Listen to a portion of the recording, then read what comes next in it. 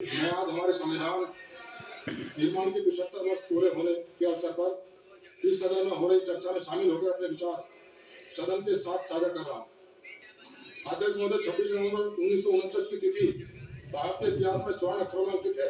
इस पावन दिवस को ही हमारे मूर्धन विद्वानों और पूर्वजों द्वारा अथक परिश्रम से आम सहमति से दुनिया का अरे कहाँ है बागपत लोकसभा सांसद जी? फोटो तो दिखाओ भाई। महोदय, मैं सांगवान जी की आगे प्रस्तावना की ओर अग्रसर करना चाहता हूँ, जिसका आरंभ हम भारत के लोग जैसे सर्व समावेशी शब्दों के साथ होता है। ये शब्द भारत के लोगों को डॉक्टर राजकुमार सांगवान, राष्ट्रीय लोकदल, बागपत लोकसभा सांसद, उत्तर प्रदेश से एवं गणतंत्र बनाने में अपनी सक्रिय भूमिका का निर्वाह किया है। महोदय, हमारा संविधान केवल एक कानूनी दस्तावेज नहीं, यह भारत के लोगों की पवित्र इच्छाओं, आकांक्षाओं का जीवंत और प्रगतिशील दस्तावेज है। अपने 75 वर्ष के सफर में भारतीय संविधान ने संविधान के प्रस्तावना में उल्लेखित उदार मूल्यों जैसे सामाजिक, आर्थिक, राजनीतिक न्याय, स्वतंत्रता तथा समानता की रक्षा तथा स्थापना में बहुत से कार्य किए। हमारा संविधान देश के सभी वर्गों, महिलाओं, किसानों, वंचितों, दलितों एवं पिछड़ों के लिए सामाजिक, आर्थिक एवं राजनीतिक के साथ साथ व्यक्तिगत स्वतंत्रता को सुनिश्चित करता हुआ हमारे लिए पथ प्रदर्शन का कार्य कर रहा है। इसका श्रेय हमारे संविधान निर्माताओं को जाता है। स्वतंत्रता प्राप्ति के पश्चात संविधान के आदर्शों एवं मूल्यों के अनुरूप भारत के लोगों की खुशहाली एवं समृद्धि के लिए कार्य करने वाले राजनीतिक नेतृत्व ने उल्लेखनीय कदम उठाए हैं।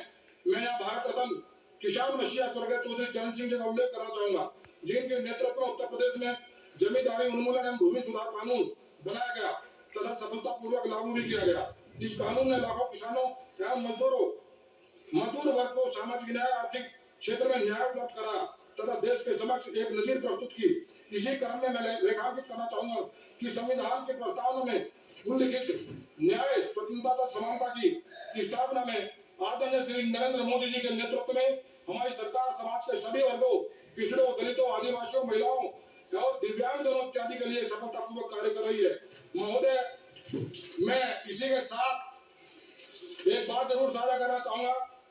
सदन में संविधान की पुस्तक लेकर आने वाले सम्मानित सदस्य जो कहते हैं कि संविधान खतरे में है, मुझे अपने जीवन की घटना मुझे याद है। सन 1975-76 में मैं 10वीं कक्षा का छात्र था। मेरी कक्षा के एक साथी की साइकिल चोरी हुई।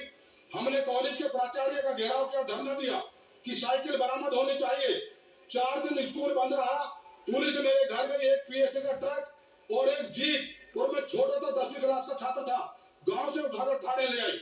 मैंने पूछा, मुझे क्यों लेकर आए हो? बोले कि इस समय आपातकाल लगा है और धरने, प्रदर्शन और किसी मांग को उठाने की आजादी नहीं है, इसलिए आपको उठाकर ले गए। पूरी रात थाने में रहा। अगले दिन मुझे छोड़ा गया, चेतावनी देकर छोड़ दिया। मैंने पूछा आपातकाल क्यों लगा है? पता चला कि गरीबी और महंगाई, भ्रष्टाचार की मांग को लेकर देश के तमाम लोग सड़कों पर थे और नारे लगाए जा रहे थे। मुझे आज भी याद है। और जब नारे लगाए जा रहे थे उस समय कहा था कांग्रेस सरकार ने कि हम गरीबी मिटाएंगे, भ्रष्टाचार, महंगाई खत्म करेंगे। वो चरम पर था। देश में भूखमरी, गरीबी, महंगाई वो चरम पर थी और नारे देश की जनता सड़कों पर वो कह रही थी कि ये देखो इंदिरा का खेल, खा गई राशन, पी गई तेल। और वही समय था जब देश में इमरजेंसी के दौरान, आपातकाल के दौरान लाखों लोग जो बेगुनाह, जो जिनकी शादी तक नहीं होती, उनको जबरन पकड़कर उनकी नसबंदी करी गई।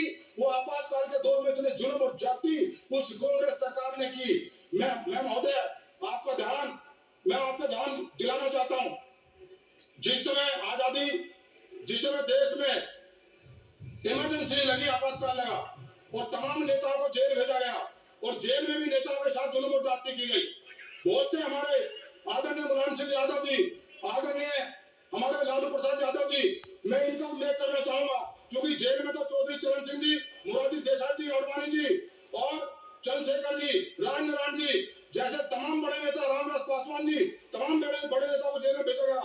लेकिन आदरणीय मुलायम सिंह यादव जी और आदरणीय लालू प्रसाद यादव जी का मुझे इसलिए ध्यान है कि आदरणीय लालू प्रसाद यादव जी जेल में थे, निशा में बंद थे और उस समय आपातकाल में जब उनके ऊपर जुल्म और जाति जेल में की जा रही थी। उनके घर में पुत्र ने जन्म लिया।